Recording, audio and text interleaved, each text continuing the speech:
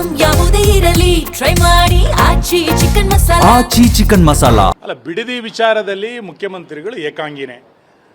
ಆರಂಭದಿಂದ ಆ ವಿಷಯಕ್ಕೆ ಸಂಬಂಧಪಟ್ಟಂತೆ ಮುಖ್ಯಮಂತ್ರಿಗಳನ್ನು ಸಮರ್ಥನೆ ಮಾಡಿಕೊಳ್ಳಿಕ್ಕೆ ಯಾವ ಸಚಿವರು ಕೂಡ ಮುಂದೆ ಬಂದಿಲ್ಲ. ಒಬ್ಬ ಮುಖ್ಯಮಂತ್ರಿ ನಿನ್ನೆ ಸುದೀರ್ಘ ಪತ್ರಿಕಾಗೋಷ್ಠಿಯ ನಾವು ನೋಡಿದ್ವಿ.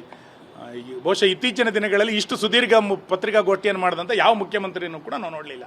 ಅಂದರೆ ತನ್ನನ್ನು ಸಮರ್ಥನೆ ಮಾಡಿಕೊಳ್ಳಿಕ್ಕೆ ಯಾರೂ ಇಲ್ಲ ಅನ್ನುವಂಥದ್ದು ಇದರಿಂದ ಭಾಳ ಸ್ಪಷ್ಟವಾಗಿ ಗೊತ್ತಾಗಿದೆ. ಮತ್ತು ಜೈಲಿಗೆ ಹೋಗಬೇಕೋ ಬೇಡವೋ ಅನ್ನುವಂಥದ್ದು ನಮಗೆ ಗೊತ್ತಿಲ್ಲ. ಯಾರು ತಪ್ಪು ಮಾಡಿದರೆ ಅವ್ರಿಗೊಂದು ಅಳುಕಿರ್ತದೆ. ಯಾರು ಎಲ್ಲೋ ಒಂದು ಕಡೆ ನನ್ನಿಂದ ತಪ್ಪಾಗಿದೆ ಅಂತ ಗೊತ್ತಾದಾಗ ಮುಂದೆ ಏನಾಗುತ್ತೆ ಎನ್ನುವಂಥ ಅದನ್ನು ನಿರೀಕ್ಷೆ ಮಾಡುವಂಥವ್ರಿದ್ದಾರೆ. ಹಾಗಾಗಿ ಮುಖ್ಯಮಂತ್ರಿಗಳಿಗೆ ಎಲ್ಲೋ ಒಂದು ಕಡೆ ತಪ್ಪು ಮಾಡಿರುವಂಥ ಪ್ರಜ್ಞೆ ಜಾಗೃತ ಆಗಿರ್ಬೋದು. ಆ ಕಾರಣಕ್ಕೆ ಇದನ್ನು ಹೇಳಿರ್ಬೋದು. ನಮಗೆ ಯಾರನ್ನೋ ಜೈಲಿಗೆ ಕಳಿಸುವಂಥ ಅಥವಾ ನಮಗೆ ಇನ್ಯಾರನ್ನೋ ಅಪರಾಧಿಯನ್ನು ಮಾಡುವಂಥದಕ್ಕೆ ನಾವೇನು ಉತ್ಸುಕರಾಗಿಲ್ಲ.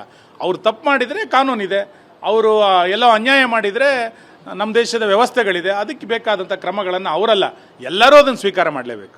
ಅಲ್ಲ, ಬಿಡದಿ ವಿಚಾರದಲ್ಲಿ ಮುಖ್ಯಮಂತ್ರಿಗಳು ಏಕಾಂಗಿನೇ.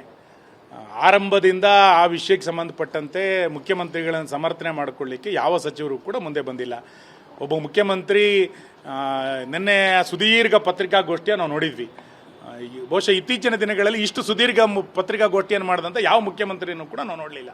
ಅಂದರೆ ತನ್ನನ್ನು ಸಮರ್ಥನೆ ಮಾಡಿಕೊಳ್ಳಿಕ್ಕೆ ಯಾರೂ ಇಲ್ಲ ಅನ್ನುವಂಥದ್ದು ಇದರಿಂದ ಭಾಳ ಸ್ಪಷ್ಟವಾಗಿ ಗೊತ್ತಾಗಿದೆ.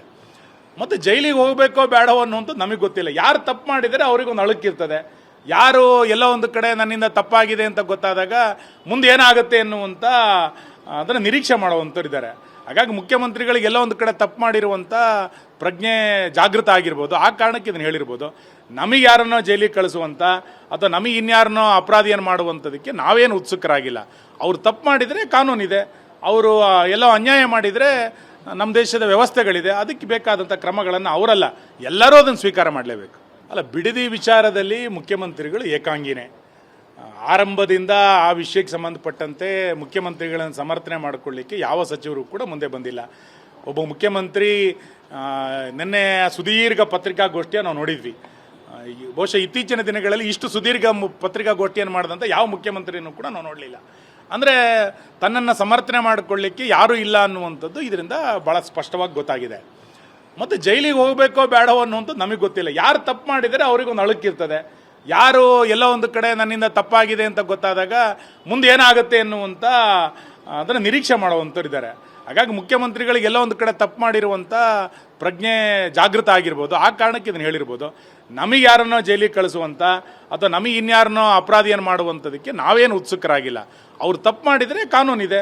ಅವರು ಎಲ್ಲೋ ಅನ್ಯಾಯ ಮಾಡಿದರೆ ನಮ್ಮ ದೇಶದ ವ್ಯವಸ್ಥೆಗಳಿದೆ. ಅದಕ್ಕೆ ಬೇಕಾದಂಥ ಕ್ರಮಗಳನ್ನು ಅವರಲ್ಲ, ಎಲ್ಲರೂ ಅದನ್ನು ಸ್ವೀಕಾರ ಮಾಡಲೇಬೇಕು.